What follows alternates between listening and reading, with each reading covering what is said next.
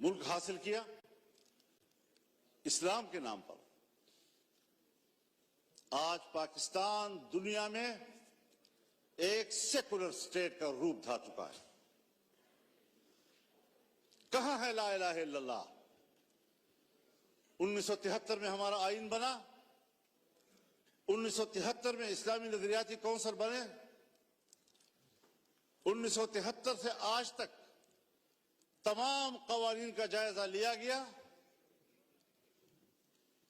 اگر کوئی خلاف اسلام قانون موجود ہے تو قرآن و سنت کے مطابق قانون کی سفارشی کی گئی، سفارشات کی رپورٹیں ایوان میں آ گئی، لے کر دی گئی۔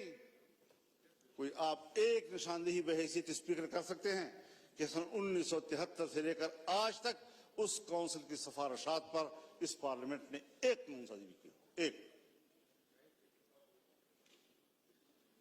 اسی لیے کہ جن لوگوں کو ایوان میں لایا جاتا ہے، جن لوگوں سے ایوان بھر دیے جاتے ہیں، ان کو قرآن و سنت سے کوئی دلچسپی نہیں ہے، پاکستان کے نظریے سے کوئی دلچسپی نہیں ہے۔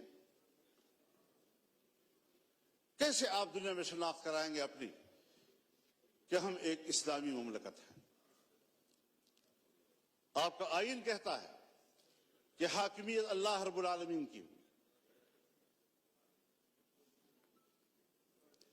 اور ہم روئے زمین پر اللہ کی نیابت کرتے ہوئے عوام کے نمائندے روئے زمین پر